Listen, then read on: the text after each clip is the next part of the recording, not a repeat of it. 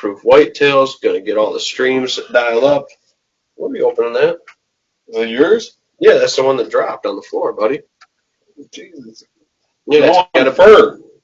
Well, it's got a bunch of stuff on it because it hit the dirt. Alrighty. Let's see here. Holy. Back that mic up a little bit. bit. You got a new mic? It's hot mic. Hot mic, hot take. So. You got a new mic? No, I just put the little. Oh, there's a sticker on it. Little tabby back on it. It's a little metal tabby. So I think we are all good. Facebook's just being the slow one tonight, I guess. Connect the live video. Oh, well, we're going to get rolling with it because we're good on Facebook, so we will be good on the YouTubes and all that stuff, so I'm not worried about it. So we got a lot of stuff to, I guess, dive into, talk about with bow season coming to an end. We got a couple more sets, maybe. It is an end for me. Yeah? I won't. Well, tomorrow, I got to find time to at least shoot my rifle before opening day. Well, yeah, that's our plan for tomorrow. Friday, not going to happen. With the time change and how everything's shaking out. So I am out of the woods until opening morning. Yeah? That's it? My last sit was Tuesday. Saw 5 doe. And that's about the same as my set tonight. That's about it. Yeah, I had a doe and a fawn. I mean, at least I'm saying deer, but. Yeah. I had a doe and a fawn tonight. And then I was walking out, got off the plot early because it was empty. And I just sat there and looked over to one of the other fields from where I was. I could see it. And I'm like, well, son of a gun. There's a half a dozen deer within 30 yards of my blind, just hanging out. Nice little buck. And then there was another buck chasing him around, but I couldn't see, what he was or whatever. So I don't know. It's kind of been the whole season how it's went. They've been a little bit too far for you. Yeah, I've been seeing them. I just can't get a shot. Yep. Yeah. I'm trying to figure out why Facebook's not working. Let me see here. I don't know. Facebook's being difficult tonight for whatever reason. So if you're tuning in on the YouTubes, you're the only people that can see us right now. Huh. I don't know why this is being such a drag tonight. Anyway, we'll see if it comes around. If not, I guess Keith over on the YouTubes will probably be the only one tuning into us. Keith! But this is freaking stupid. I've never had this be this. Video started. Yeah, and that's what it's been saying for the last 5 minutes. Restart it. Close the live and go restart it. Right. Bear with us for technical difficulties. Keith. Yeah. Keith, bear with us. Yeah.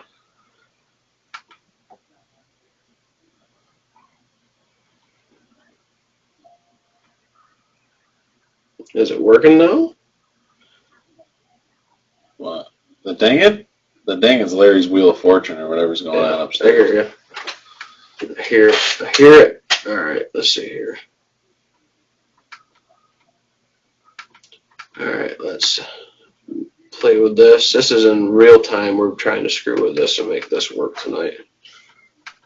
But, yeah, either way, so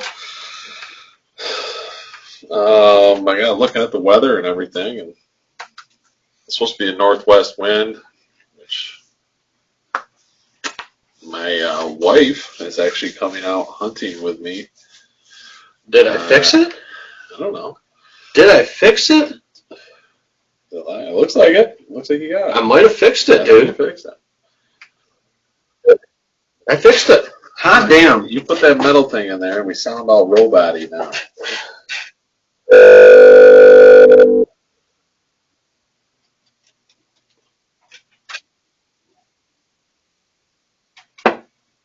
That fix it? Is that better now?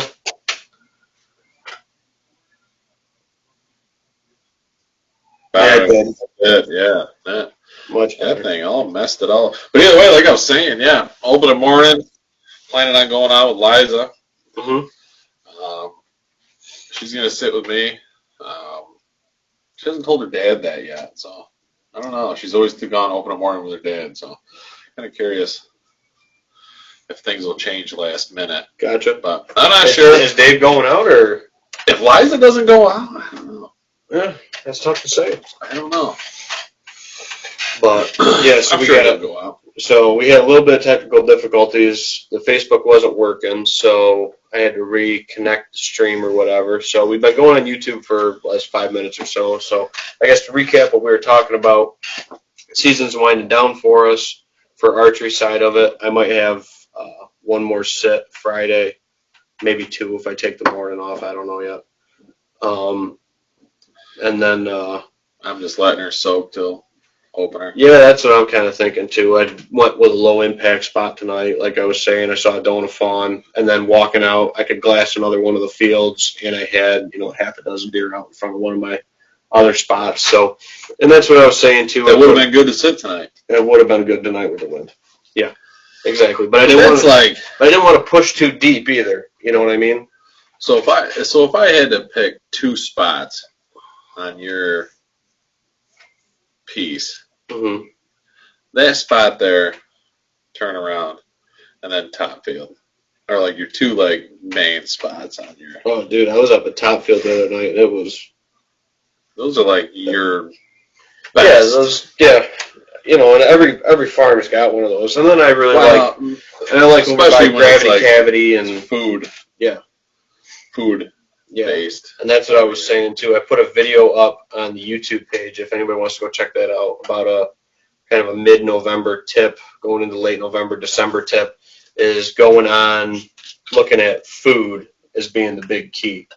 Now going forward, you're not hunting bedding as much, you're hunting food sources, and just making that shift, Especially after opening day. Yeah, you can get away with a little bit of that pressure during the rut when they're running around and all crazy and getting tight to those beddings. But right now, dude, I found more success not pushing that hard because otherwise you end up pushing them off to the neighbors. And especially with the guns, they don't survive as well. So. And after opening day, I might sit opening weekend, I'll sit mornings. And then Thanksgiving morning, I'll go sit just because of the high pressure. Deer will be up moving around. But definitely after Thanksgiving, I'm switching straight to afternoons. I won't even hunt a morning. Yeah. I got a few days. I got just all next week off, actually, for the college with the holiday. So I'm planning on, see, dude, we just need to get a better, live in feed because it's cutting in and out. Apologize to everybody. We just need to put a hardwire line into this thing and be done with it. But no, so I got a lot of time next week. I might set a few mornings or something.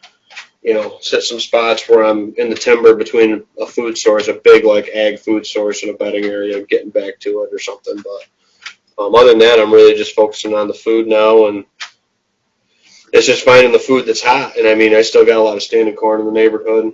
They took a couple passes off the outside, but it wasn't dry enough. Steve Westfall is tuning in. Steve, what is the reason, not just you, but it seems like a lot of farmers, a lot of farms around, still have standing corn? Is there a lack of, or the, I don't know what you call them, granaries or the moisture content maybe too high in them still, or I don't know what it is. I don't think that's it because people are picking it, but weather, is it weather? Is it the rain?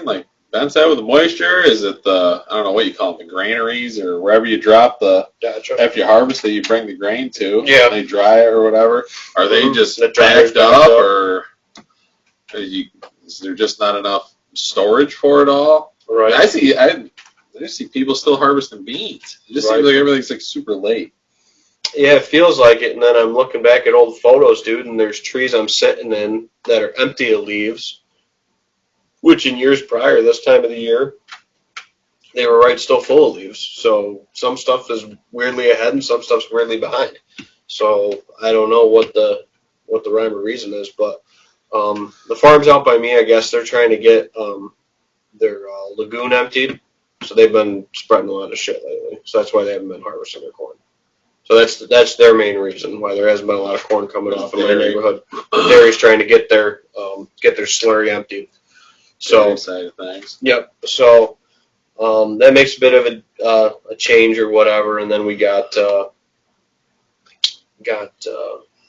that starting to come off. Like I said, they took a couple outside passes, but maybe, like I said, the moisture's still too high in it. Because that's usually what they do is take the outside off, let it dry down a bit. They do a analysis on the crop. To my understanding, I'm not a farmer. Anybody that's tuning in that has ag experience probably could speak better to that than I can, but that's kind of just what I've been kind of told through the grapevine. So yeah. It sounds like I'm not sure, but there's a lot of standing corn. Yeah, it sounds like, unfortunately, one of my permission pieces, I got to go actually talk to the guy probably after we shoot tomorrow. Sounds like one of my permission pieces might have sold. So I got to go figure that out before firearm season rolls around. I haven't hunted at archery this year. It just happens to be, but I usually gun hunt that spot, and it's a permission piece, so. But it sounds like it might have sold, changed hands. So usually I send him a Christmas card and talk to him then, but this year I guess I got to talk to him a little earlier. Yeah. Yeah, you might want to get that figured out before you go tromping out there with a rifle. Yeah, and somebody else out there or whatever, safety-wise.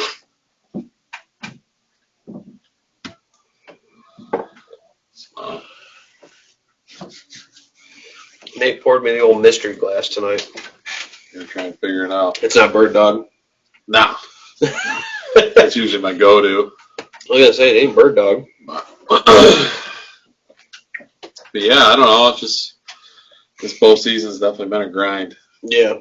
Yeah, we talked about it. Just frustration, just pure frustration for me. I'm seeing them. I'm doing everything I can. Again, I'm in them. I'm in the game. Yep. I'm definitely in the game. I'm like 20 yards off. Yeah. If I was closer. 20 yards that way, or 20 yards that way, or an hour earlier, well, I don't know about the timing or anything like that. Honestly, I think my timing's met. Hour earlier would be actually hunting like dark, spotlighting, which is the best way to kill deer. Yeah. I think is actually at night with a spotlight, but that's illegal, so you can't do that. Yeah. It's the most effective, efficient way. Could be. Could be.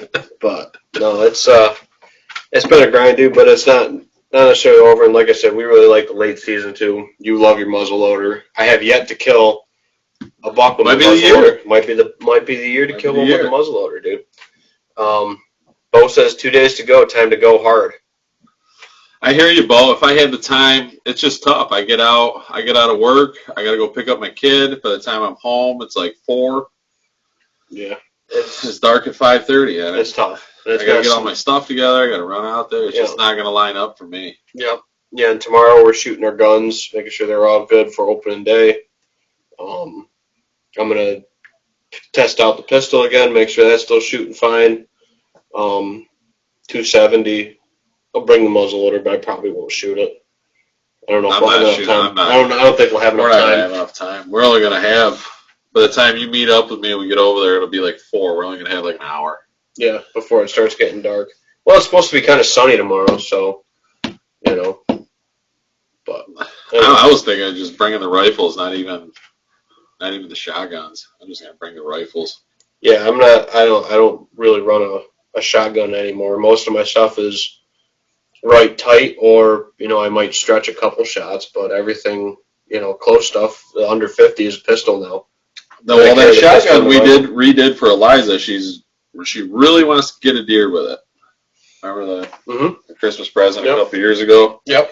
She does really want to get a deer with that gun. Yeah. But the way things are lining up, I told her she'd probably be better off bringing the rifle open in the morning. But, I don't know. Bo says rain on Saturday morning. I don't know where we are. I think we're actually hitting the tail end of it. I think it's going to line up mint Saturday morning for us. Yeah, it might be eastern side of the state. I don't know where Bo's from right off. But I mean, if we're getting in at 6 o'clock, walking in, Yeah, it looks we like might get a little touch of it. Let's say Friday afternoon into maybe Saturday morning. But we're going to get a little temp drop. It might be 35, they're saying, Saturday morning. Saturday's looking really good, actually, for deer movement. Northwest wind is what my weather forecast is saying. Yeah, well, my weather forecast has been wrong 50% of the time, every time I look at it. Well, that's the weatherman for you, man. 50% of the time they can be wrong and still keep their job. The only one that's worse than that is baseball. You can hit a ball 3 out of 10 times. I get out and stand, and it's northeast. This is not northwest. That's been the common theme this year. I don't know if anybody else has been noticing that, but our northwest. I guess I'm relying too much on electronics. I need to reel it back. Put the old ribbon in the tree. Tie the ribbon on my top of that little flagpole of my shed and just see which direction it's going. I go from that. Yeah. But no, it looks like we might luck out with the rain. We'll see how it moves here in the next couple of days. But we're pretty deep into the week now to get rain, no rain, don't matter. It's open in the morning. Yeah. Might just be rain. It might be a jacket over the top or whatever, and every person with a beating heart is going to be somewhere in the woods. Yep. Make sure you wear your orange. New York compliant now. Got to have your orange on. Legal. All you got to do is wear a hat or 50 square inches of vest or whatever. I think is what it is. What it equates to. But a hat is legal and sufficient, or 50 square inches of a shirt, vest, jacket, whatever. I usually run a hat and a vest. I just run a vest. I run a hat and a vest. That's what I usually run. So, but yeah. Other than that, what's a couple of the other things I've been getting asked questions of this week? Doe tags. Had somebody ask me about doe tags this week, and yeah, if you're in a zone where you qualify for a second draw of doe tags and you think you're going to use them, and it's somebody that's kind of fairly new to the doe tag process, it sounds like. So they were asking about zones, and I was like, well, it really depends on if it's a high draw zone, like 8F, 8J, like where we are. High draw. They'll give you as many as you want. Yeah. Pretty much. I don't think there's a limit. No, there's no limit. They say that there's a cap every year, but we never hit it. But I was looking at that, and so it depends on where it is. Like, he was listing zones. I said, I don't know, without looking them up. I said, do your research, send them the map or whatever for it, and the probabilities. But there's really only about 6 or 8 that get a second draw anymore. The rest of them are just high first draw, second draw from that first go around before October 1. So, right.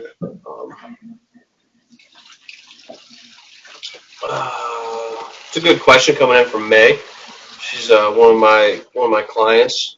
Says, hey guys, May Church here. I live in the area with a lot of fenced-in apple orchards. I wondered, with all these acres of fenced in, do the deer pattern / car accidents? I think it changes a little bit. Those orchards really, exclude deer. Definitely displaces them. I would say that. Pattern car accidents? I wonder what all the acres fenced in do to deer patterns / car accidents. So what it does in relation to patterns and accidents. If it's something that's been fenced for, more than a couple of seasons, I think it's something that they're already patterned around. Fences will definitely alter their movement to a point to where they decide that they want to get in there. Yep. And there's actually a client of mine where they were next to the experimental station over there on the edge of Geneva, and it was like a highway down the edge of the fence. And I told him, I said, sit and just blow your wind into Cornell with the high fence, and just sit there and sit on that highway edge, dude, because it was bucks cruising the edge of that hard line. Sitting on downwind side of bedding and stuff like that. Really cool kind of spot and unique, but I could definitely see that, or them coming down a fence line and it makes like basically a pinch point where they cross a road. It could be a higher accident prone spot. It's possible. Oh yeah, for sure. With that, but yeah, I mean the high fence is definitely the deer got to move around it. If they can't get in, they got to go around it. Yep. So I've seen that. I've seen on client pieces. I've seen people put snow fence up to deter deer. I usually just drop trees to deter them off of trails.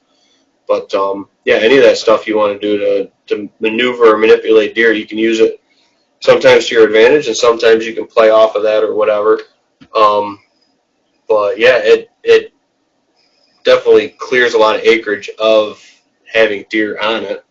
It's a good spot, like I said, if you can hunt adjacent to it to blow your scent right over and into that area where you got no deer, or some of these big picked off ag fields, stuff that might be chisel plowed under already. Like you were saying, one of your spots unfortunately got chisel plowed. Spot where you could blow your scent over. But you had a good one cruising across it the other day. Cruising though. Yeah, he was cruising. Yeah.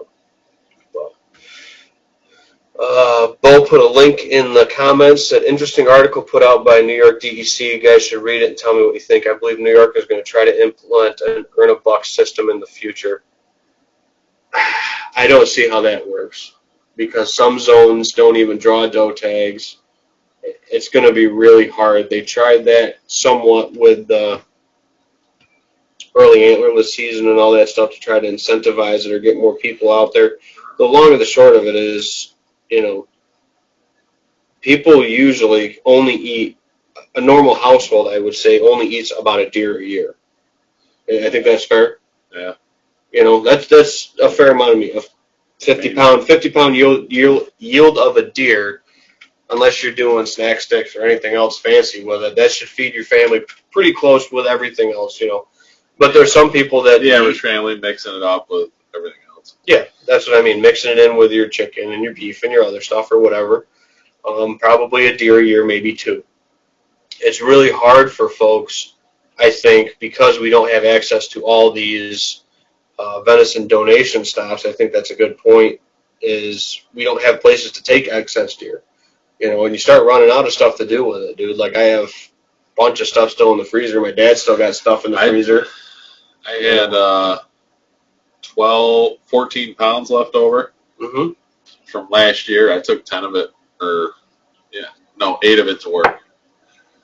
4 people said they would take a couple pounds of it, so I dispersed it throughout work. Yep. Yeah, no, that's something I do every year. Share it with family members that would use it, utilize it. That's what I said. If my one aunt and uncle ever got into hunting, my uncle lived in Aunt Darcy, I said they could feed their family a heck of a lot cheaper with all those kids. Yeah. With a couple deer, But what was it? We got together for Halloween there, had a little harvest dinner or whatever, and they took 7 dozen eggs for the kids. And I said, yeah, that's about a week. I'm like, holy shit. I said, you guys got to get some chickens or something. I said, that's insane, man. 7 dozen eggs. Yep, they said as many as you can give us. And I was like, okay. Do they eat venison? Yeah. Donate to that. If you guys pay for the processing, I got to seriously do some doe harvesting this year. Now, looking at the numbers that I've seen around this later season, so I'll be having some friends out. Bringing me in? Oh, yeah. Bring me in. Put you in, Coach. Coach, put me in. I got to have your wife back out there. She's the dead eye out there. She's the one that, she's knocked down one over at the farm. Yeah. You never have, actually, have you? You don't invite me to go hunting over there. Just your wife. Just my wife. You can stay home with that one. I'll take your wife out. Yeah.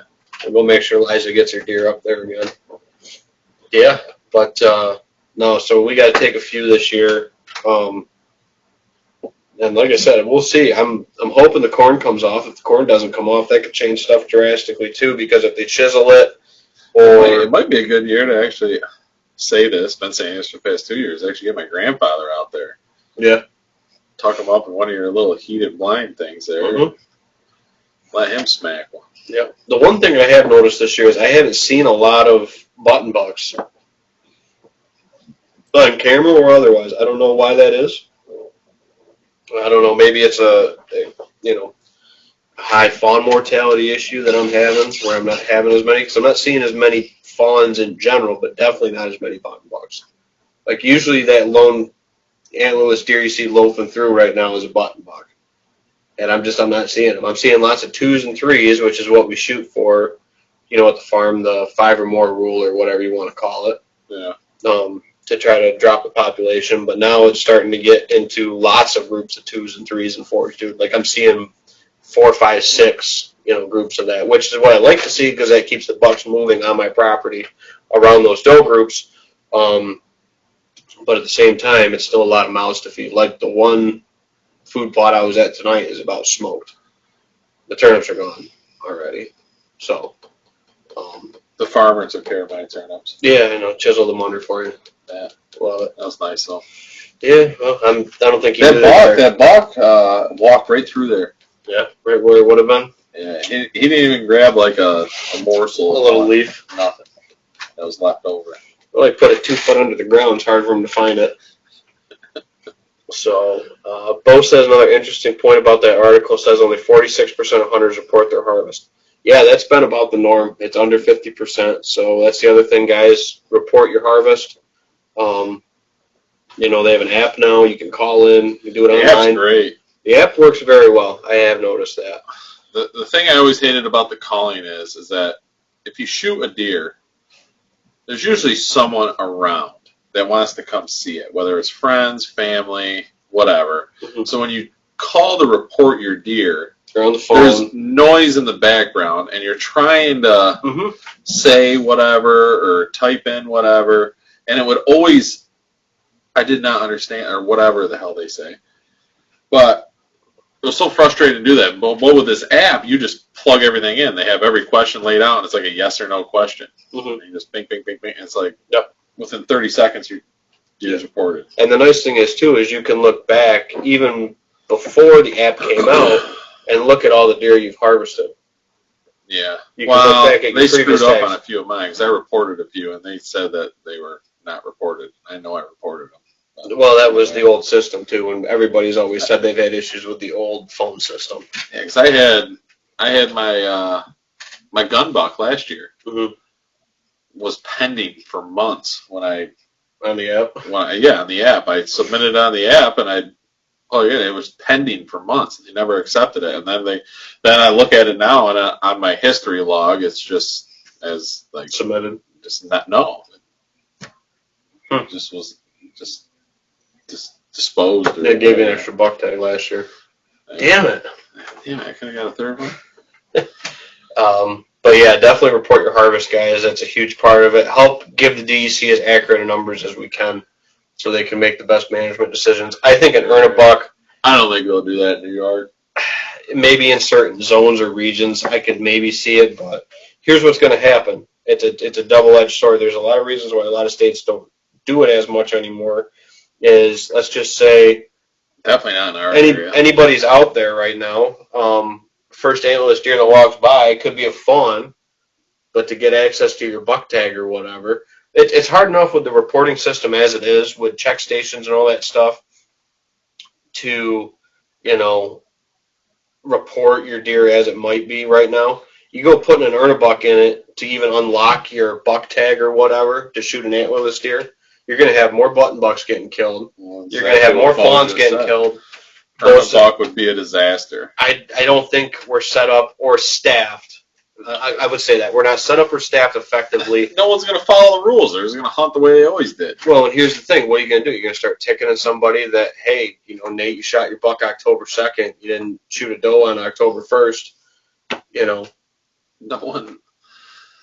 And then there's some zones where you can't even draw a doe tag for multiple years. Like, it's going to be so hard. We have so many, and I'm not familiar with other states. I don't hunt other states.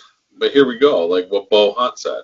So the guys that are reporting their deer, so you have 46% of the hunting population actually following the rules. 54% are not following the rules. Whether they're shooting more deer, whether they just don't care to report their tags, whatever it is, they're just not. So you don't even have the majority already following the rules that are in place. So what makes you think if you change the rules, the majority is going to follow?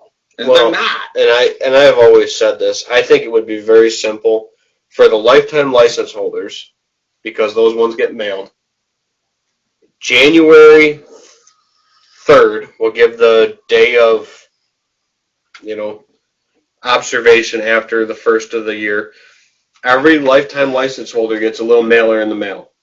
It goes right to your door and says, Nate, how many deer did you kill? Did you report your deer this year? Yes. Shot this deer, shot that deer. Okay, good. So your lifetime license will come in the mail. So give them a second questionnaire. Chance a quick questionnaire. And then same thing for anybody that buys it at their local town office or Walmart or Runnings or wherever. Same thing. It says, little thing pops up on the screen, bing, you didn't do your after season survey, did you harvest deer last year? And I think that would bring in a lot more of better harvest reporting data, because people would have to submit that data to get next year's tags. I think, and it's very quick and it's very cost effective, dude. I think the harvest report is way off. I think it can be. I think it's definitely for different zones. Some stuff might be better, but there's no check stations anymore. It used to be one in like Avon, and I don't even know if they do that anymore. And then they used to go around to processors, but like Vernessels used to have them come every year, but they don't do that anymore. It's tough. It deterred. It's tough. It deterred a lot of business from the processor. Yeah, it's tough. I mean, that's not really saying a whole lot for the people that are hunting in your area, but I mean, some people just don't know. I mean, I don't know. That's a tough. Mm-hmm. But that whole earn a buck thing, I don't think we're set up. We're not set up to accurately report what we have. There's no way you can justify to me that earn a buck makes any sense.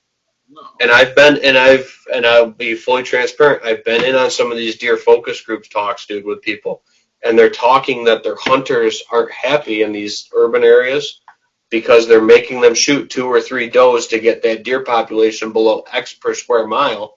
And the hunters are like, we don't see any deer anymore. We can't shoot does to be able to shoot a buck because there are no antlerless deer high here. population areas, they should implement what you were talking about earlier, a donation thing. There's tons of family or it's not even that. Anything that would take the meat, that would take it and use it.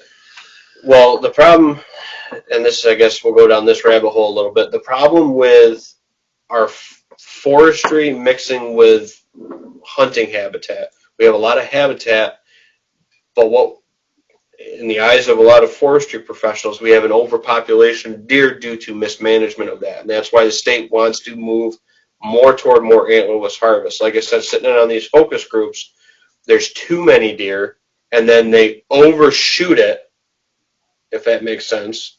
They take too many out, and then the hunters go, why do we even hunt anymore? There's no more deer here.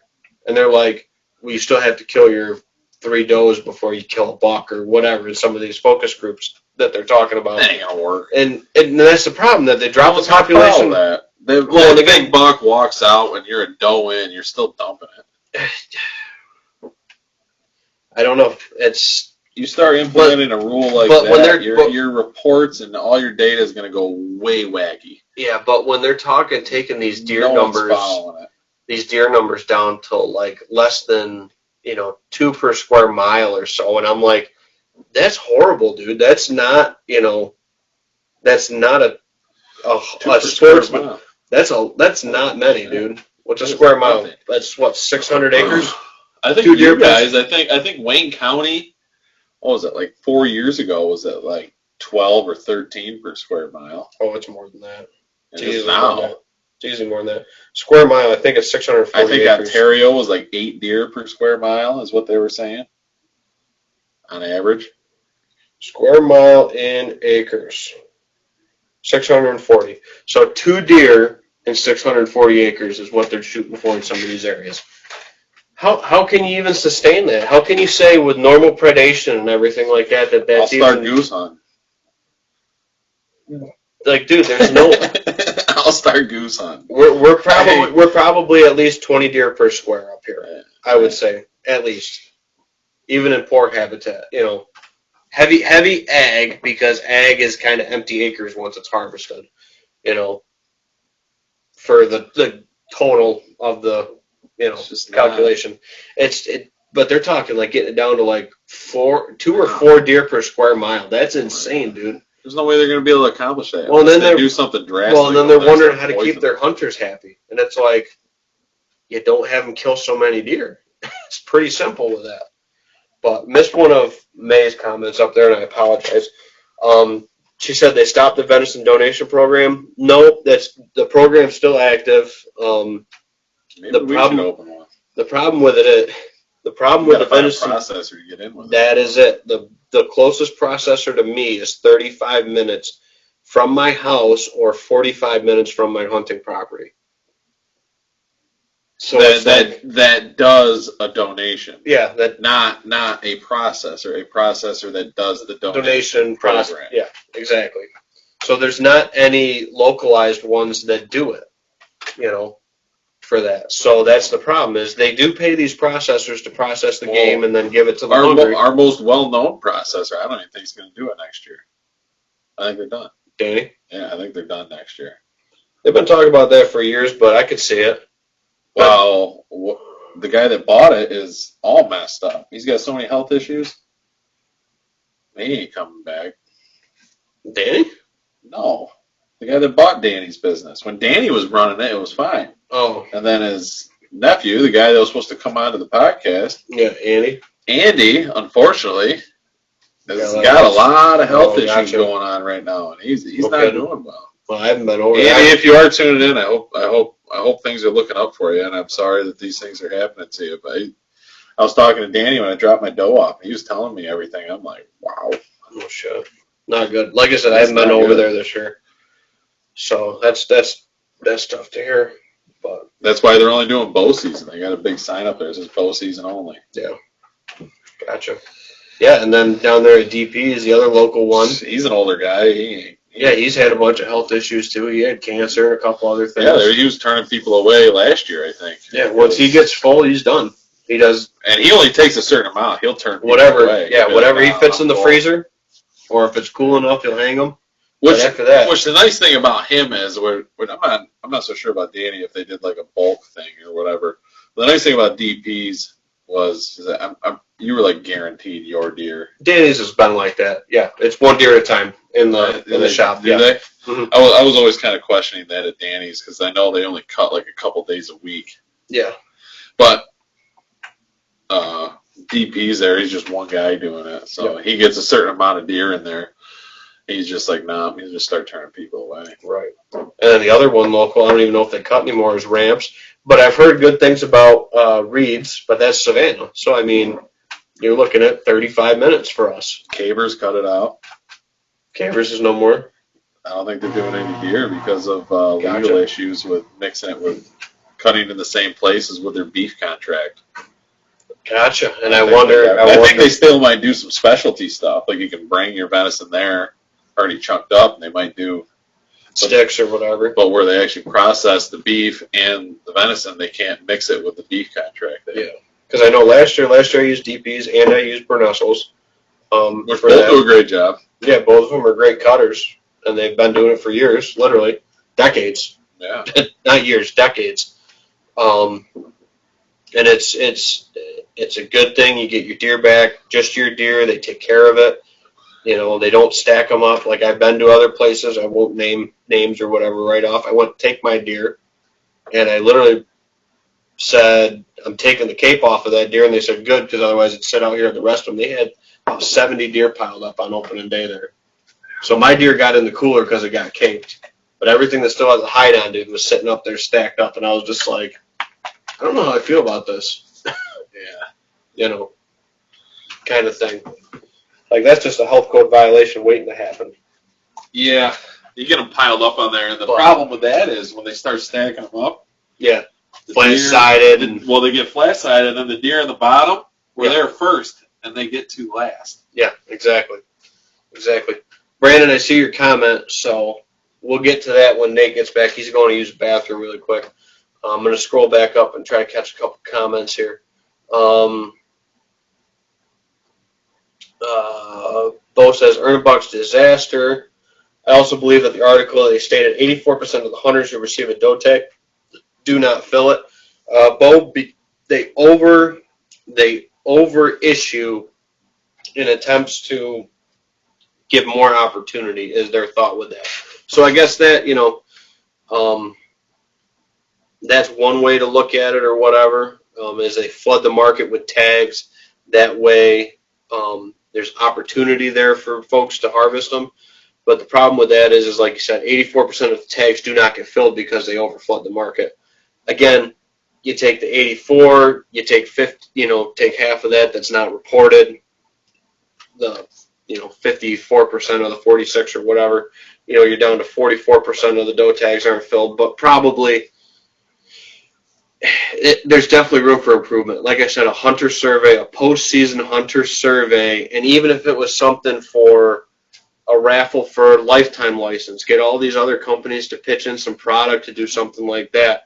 And I know it's mandatory, but actually crack down on it a little bit and say, hey, until you fill out your postseason survey, you don't get next year's tags. And it'd be amazing how many little postcards you could send for a quarter a piece to all the hunters in the state and get accurate data back to the state.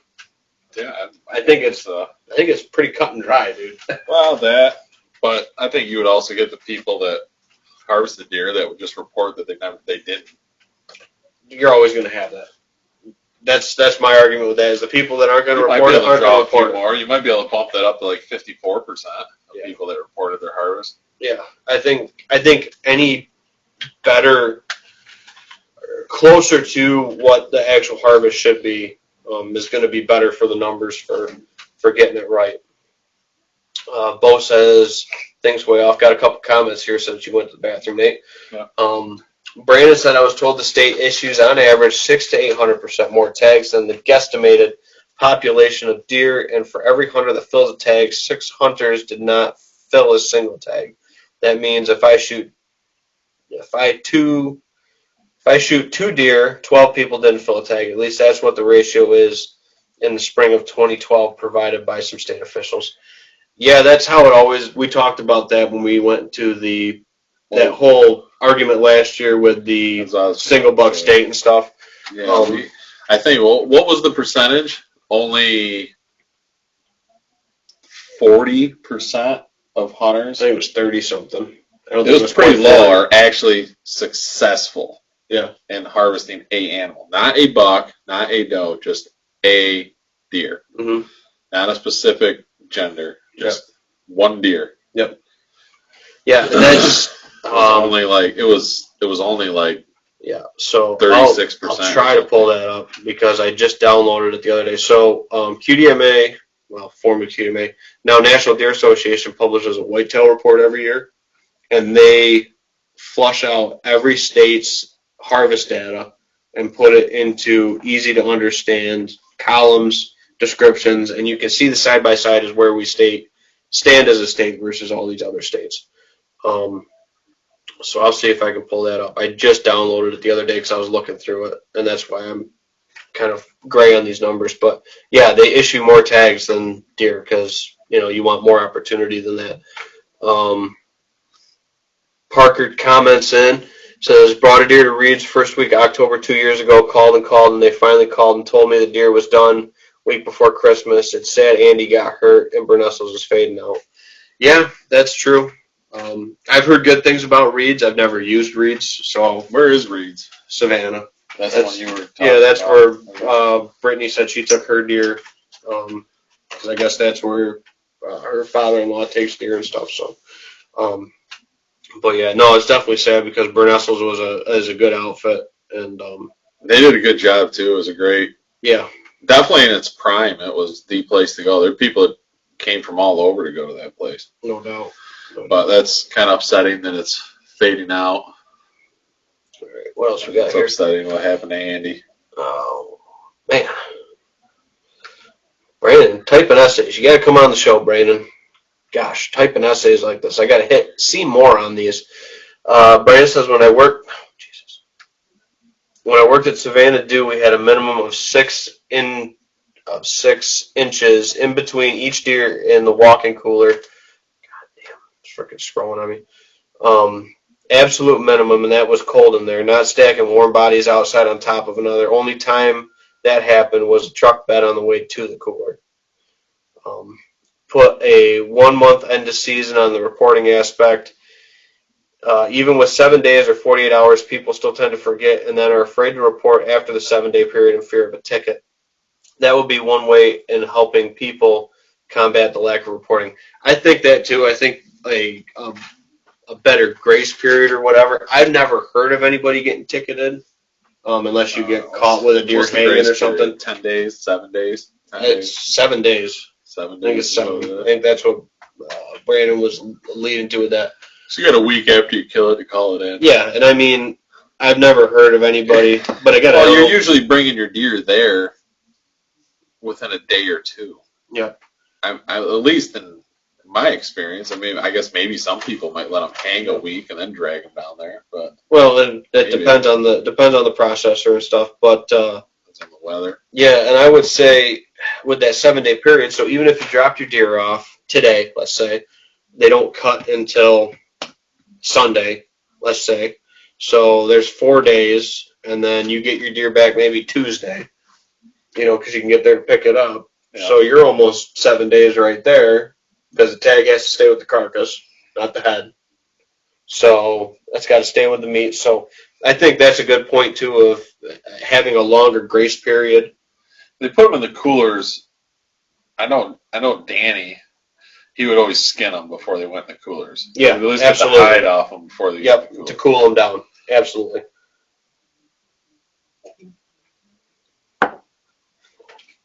So, but I think if you did it with more of that mail-in or survey or whatever you want to call it, to get your tags the following season, I think you'd have better success. And then all you got to do is say, I reported my deer, this past season, and or you got to incentivize it for people, because like you said, people are going to report it. Give away lifetime license. Give away. You got to make it easier to report your tag. Yeah. You can't make it more difficult. Mm-hmm. Which the app has helped. Better. I think the app has helped. Mm-hmm. It might take a few years because, I mean, you're dealing with a lot of older generation people still. I mean, once you get, once you and me are 50 years old, that app might actually take off and numbers might be better because people our age are probably more prone to use it, because my 78-year-old grandfather sure as hell ain't going to log on to that app.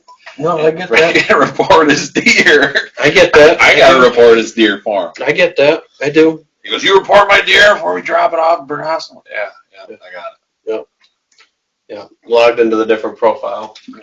Mm-hmm. Sometimes I got a DEC there. I want to make sure my deer's reported, he says. Yeah, it's in there. Yep.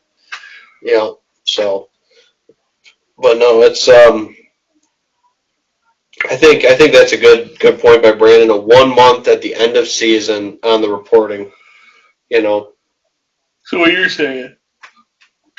Yeah, they do the mailer, the second survey or whatever. So you have your opportunity to report your 7-day thing like they do now. Then at the end of season, every hunter gets mailed out another one. Mm-hmm. And then you have, after you receive it, you have 1 month. Yep. And then again, make it a giveaway, a lottery. You give away a couple rifles, or you give away $1,000, or a lifetime license, or a tree stand package, or something. You incentivize it to make folks want to report, because that's what you got to do. You got to give them a reason to want to report it. The average person don't. Yeah. And again, and I'm not huge on the data or being able to cross-reference it. I'm very, naive to some of that stuff, but I'm sure there's programs, where you can cross-reference that to if somebody double reported, so to speak. Like, hey, I can't remember if I reported my doe, but then I get my end of the year survey and I check I harvested a doe. Oh yeah, it's still survey that you get. It still goes with your ID number. But yeah, they would tell you the stuff. And it goes, okay. Okay, Ben Williams said he harvested his doe. He reported it in 7 days, but then he reported it on the end of the year survey. So that's the same doe. Took it in bow season, took it in bow. But on the end of the year survey, they should, if you did report something, it should be on there. Yeah. Actually, yeah, 100%. They have. I'll be like, okay, this is what we have documented from you so far. Is it accurate to this date? And if you just circle yes, everything's reported. You just mail it back. But mailing it back's even a pain in the ass. Yeah. Brandon said, or even do a cross report. Granted, it would be more work on the processor, but every deer that there is a tag involved in the parties, the butcher and the hunter both report it. That could get a little messy, but maybe make it so when you pick it up from your processor that you have to report it at the time of drop off, maybe, But again, you get something like opening day, and it can be hectic at those places. But that's a good point. Have it at the processor or the butcher that you report it right then and there. That's a good thing, I think. I think having the butcher and the hunter try to enter it, I think it's going to jumble it up a little bit. But I could see the butcher saying, okay, now before we take your deer, take your money, whatever, you got to report this animal, Right. So, and maybe they do give that data to the state. I mean, they do take our doc number and all that stuff and put it on their data. So the point in this whole argument is to give the DEC a better picture of what's going on. Picture of what's going on. Mm-hmm. So we're trying to increase the number of reported tags. So I mean, I guess if 46% of hunters report their tag, you basically just double it, and I think that's what they do. Got to be pretty close to that. That's definitely. I think that's a big piece of it. I think the DEC just doubles it. Yeah. Yeah. Again, it sounds so simple, it's so simplistic, but we have over quarter of a million hunters in New York plus, right? I forget what our number is. We have a lot. Yeah, I think it's about a quarter, like 250,000. I want to say it's 250,000. And there's a lot of people that buy their license. Mm-hmm. But yeah, so I will put it's never going to be perfect. Yeah, I mean, it's tough, dude, and I've suggested some of this stuff in those focus meetings, and I don't know. They always take it into consideration, is what they say. So I try, dude, and that's, I don't know, maybe why I get asked to be on them, because I'm not afraid to tell them that, hey, it doesn't work, or like we're sitting in that meeting and they're like, oh yeah, we're down to 4 deer per square mile, and I'm like, you just destroyed your freaking resource, like. Screw your trees, I'm sorry. Like, screw your forestry generation in this aspect. Like, you can have a healthier balance of deer and forest than 4 deer per square mile. Or better manage your timber so you have more mixed habitat in that timber so you can sustain more wildlife and deer and not have mature, wide open forest. Boom. Mic drop.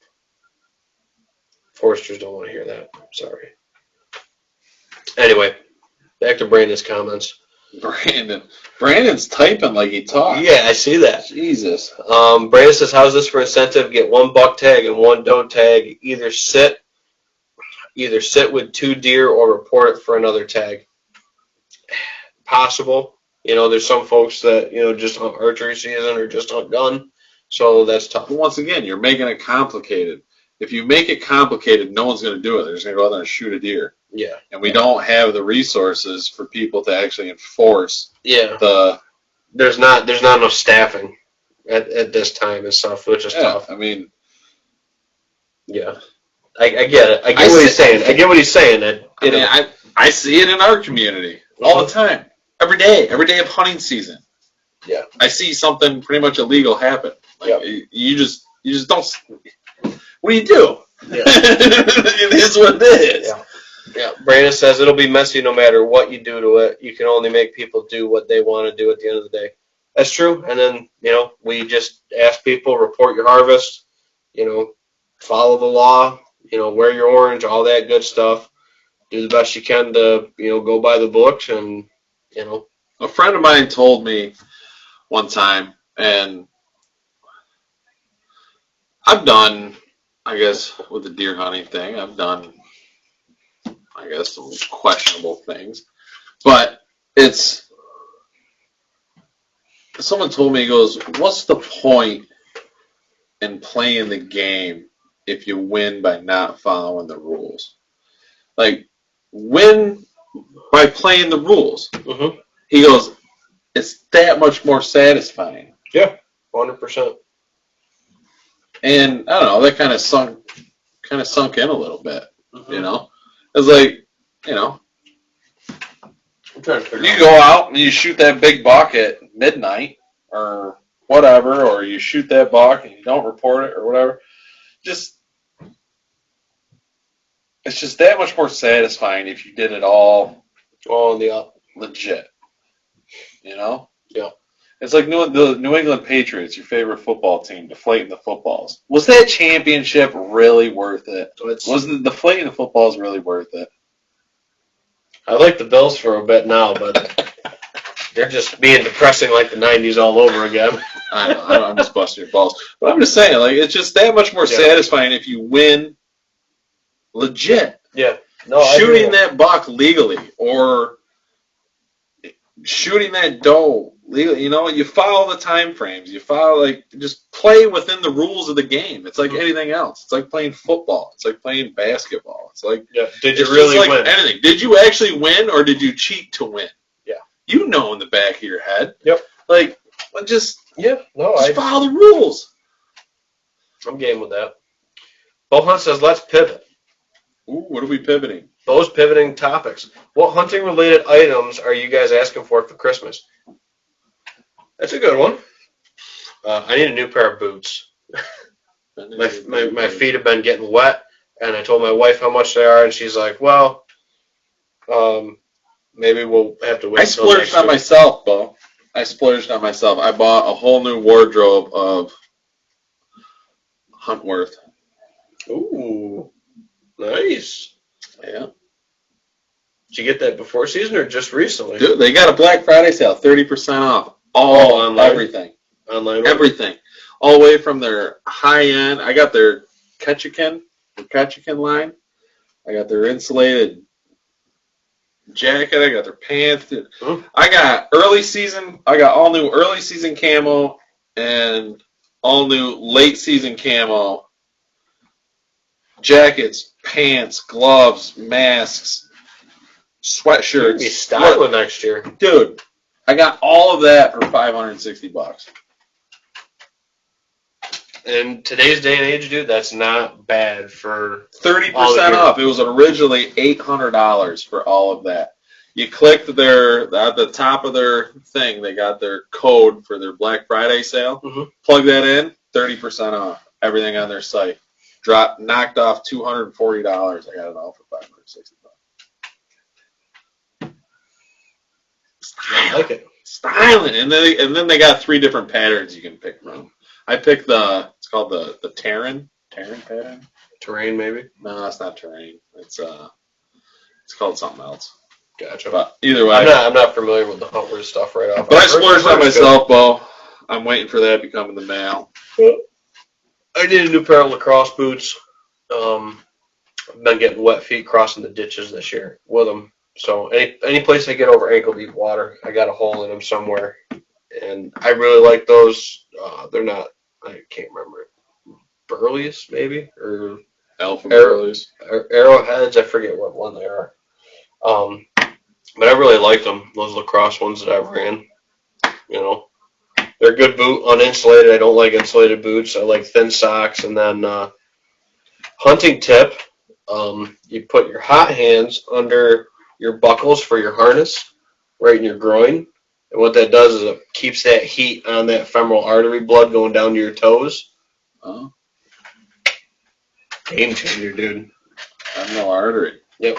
Tap right into that femoral artery, runs right on the top of your leg. That's what takes the blood up and down your leg to your feet. Keeps that warm blood going to your feet back and forth. Boom. So you're cinching it off? What's that? You're cutting it off? You're cinching it? No, you're putting that with your harness. You know, it wraps around kind of like a jump harness or whatever. Mm-hmm. The buckles that go around your groin, Nate's just looking at my crotch. He just wants an excuse to look at my crotch. You got your straps there. I'm trying to figure out what the hell you're talking about. And you put those hot hand packs right under the buckles. So those hot hand packs sit on top of your femoral artery. It keeps that, heat on top of your blood going down to your toes and stuff. I see. Helps keep you out there a little bit longer, not as shaky. Brandon says there's no way not to complicate it, but get better results. We are happy. We are at the happy medium where we are now. It's somewhat of a happy medium, maybe. It's tough to say, dude. It could always be better. I think the reporting system could always be better, but I think the postseason survey would go a long way, and for the pennies per hunter it would cost, I don't know. That's yeah, we beat up the hunting tags thing plenty for right now. So, long story short, report your harvest and read your guidebook, unless it's the turkey regulations this year, and then don't go by your guidebook because the dates were wrong for the fall season. So anyway, Bo says, how is the quality of that Huntworth gear? Bo, I will let you know. I've been running the Under Armour stuff for the past 6 years, and it's getting pretty wore out. Boots, I run Lacrosse. My compression layer, I just buy at Walmart. My cotton layer, I buy from Walmart. I always run a cotton turtleneck and sweatpants with the band that goes around your ankles so it doesn't ride up on your thing or whatever. But I don't know. I'll let you know. Yep. I know I looked at it over at Runnings. It was on the shelf. I kind of looked it over before I bought it. I got an idea. I looked up some reviews and people talking about it. And I don't know. I think it's a good. I'm giving it a shot, so we'll see. Gotcha. Hannah says, Ben, your wife is listening, so does that mean she wants a list, or is she... I think she's asking for a list of what you want. Boots. I told you boots the other night. Boots. Boots is my big one. Camo, I'm set right now. Hannah, Lacrosse arrowheads. Yeah, I'm pretty sure they're the arrowheads. That's what he wants. Yeah. You don't have the arrowheads. Alpha Burleys, maybe? I can't remember. I don't know what you got. You buy them green, freaking no-insulated things. Yeah.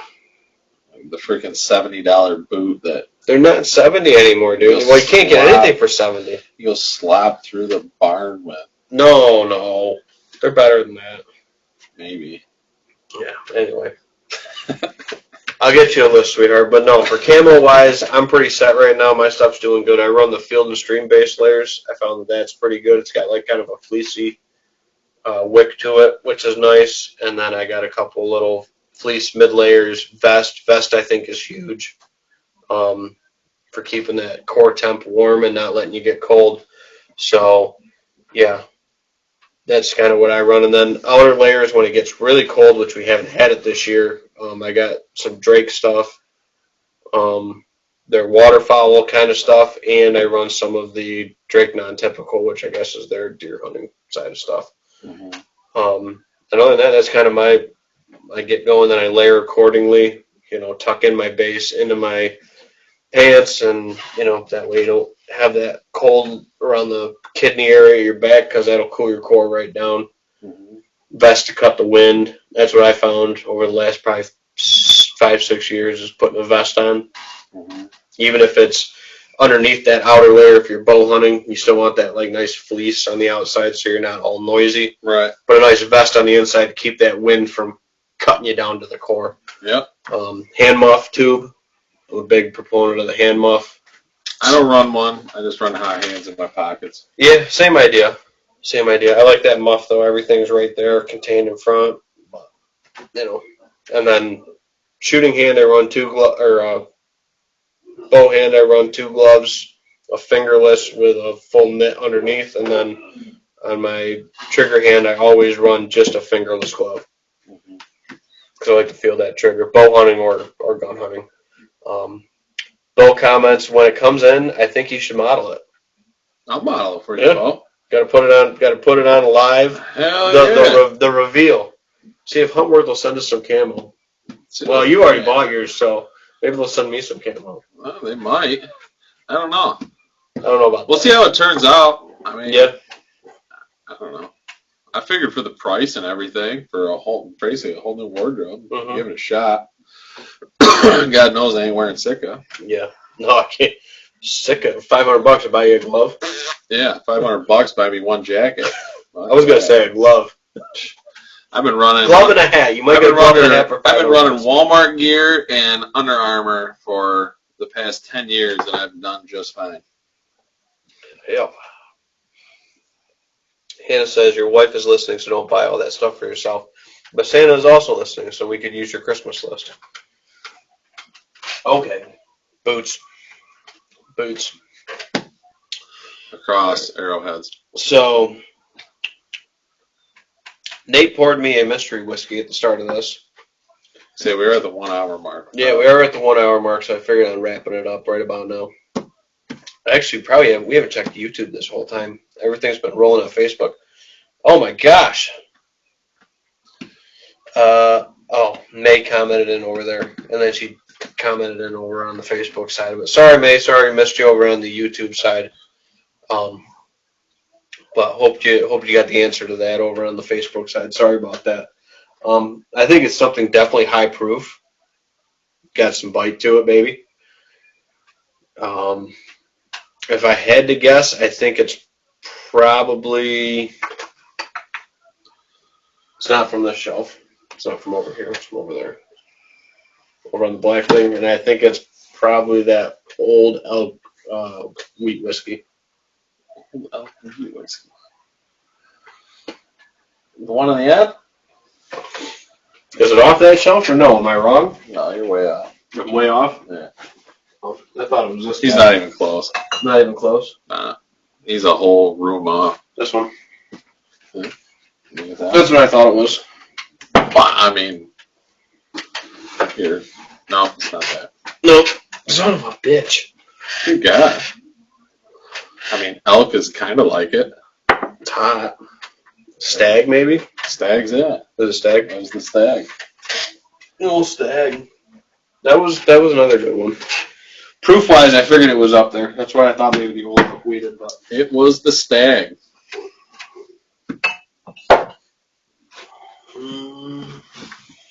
You said anything open? Yeah. The one that's on the bar, not the one that's over there, right? No. That one? Yeah. This is the 23A batch, if anybody's wondering, which I wasn't a big fan of, so I didn't buy it. I've had opportunities to buy a couple of those, and I've let them stay on the shelf at places. So, Bo says, good luck this weekend and be safe. May your shots be true and your blood trails be short. You too, Bo. Thank you. Thank you for tuning in and helping the conversation. And everybody else tuning in, we appreciate it. We're going to wrap it up for this hour segment. Get the gun shot tomorrow. Maybe get out Friday. Maybe. I guess there still is a small. And hit that ground running on Saturday. And if anybody's interested, I think Keith's going to pop over there with me. We're doing a tasting for a Thanksgiving Day special bourbon over at K&M Friday evening around 7 or 7:30.